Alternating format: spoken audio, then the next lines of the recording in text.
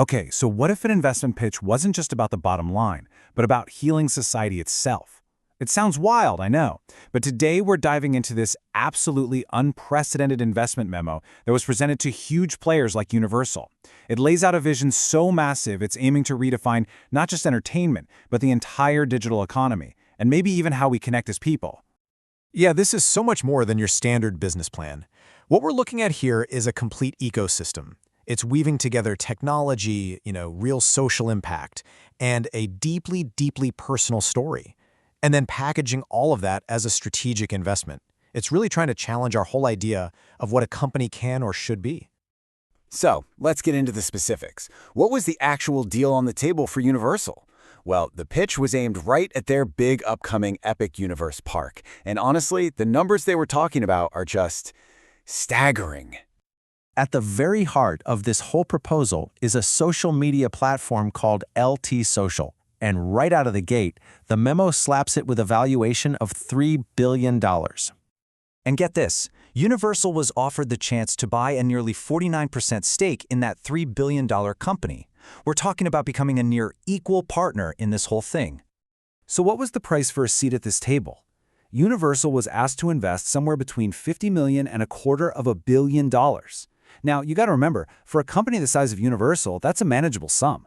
So the big takeaway is, for a relatively small investment, they were offered this massive piece of a potentially world-changing ecosystem. To even begin to understand the why behind a pitch this bold, you have to look at the architect, the founder, John Jasper River Alexander Strongman. His personal story isn't just some footnote here. The investment memo presents it as the very source, the very reason the entire mission exists. In this timeline, this is absolutely central to the whole pitch.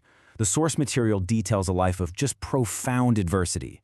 It starts with alleged sexual abuse around age 5, followed by what's called a wrongful institutionalization that lasted for a decade.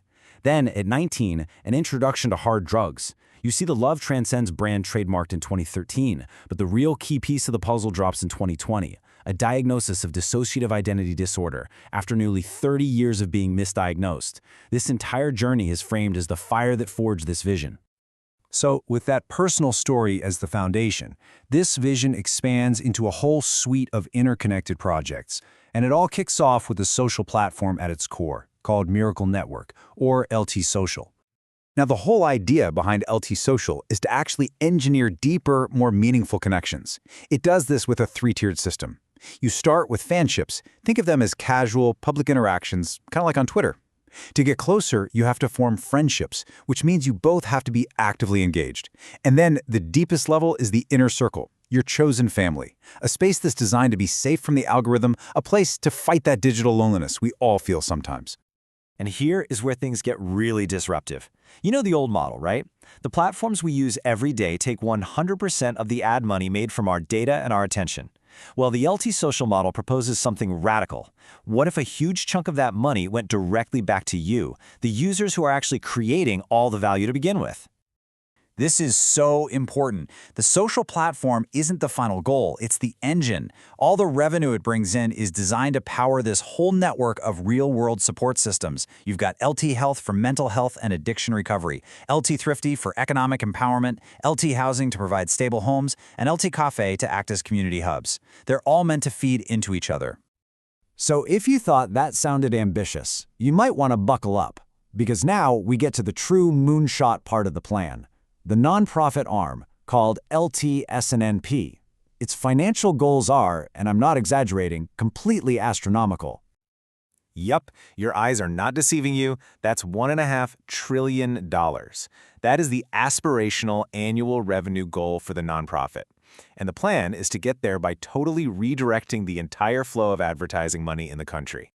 So how on earth do they plan to do that? Well, the goal is to capture a mind-blowing 75% of all U.S. advertising income and then just give it back directly to the citizens. The proposal says they do this using USDC, which is a type of crypto called a stablecoin. It's pegged to the US dollar. This is a plan to literally reshape the country's economic landscape. But, and this is a big but, here's where we see the tension between that grand vision and the ground-level reality. The public aspiration, the big dream, is that verified users could make at least $1,500 a month. But Buried in the documents is a more conservative internal calculation, and that projects earnings closer to about $5 per user per day. That is a massive, massive gap, and it really shines a spotlight on the incredible challenge of scaling something like this. Now, to its credit, the memo doesn't just sweep the problems under the rug. It actually lays out some pretty significant hurdles and complexities. So let's take a reality check and break those down. The documents point to 4 major challenges. First up is the founder's own credibility. His unresolved legal troubles are explicitly named as a strategic business risk. So his story is both this powerful asset and, at the same time, a huge liability. Then you have the financial feasibility and operational complexity. The amount of money needed is enormous, and the political and legal hurdles are just immense. And finally, market adoption. For this to work, you need a shift in how both users and advertisers behave on a scale we've literally never seen before. And all of this brings us back to why doing your homework, due diligence, is so incredibly important. The source material even brings up a cautionary tale, the case of PI Moms, a reality show idea that completely fell apart after its founder was exposed for running criminal schemes. It's just a stark reminder that when a founder's personal story is this central to the business, you absolutely have to investigate every single claim.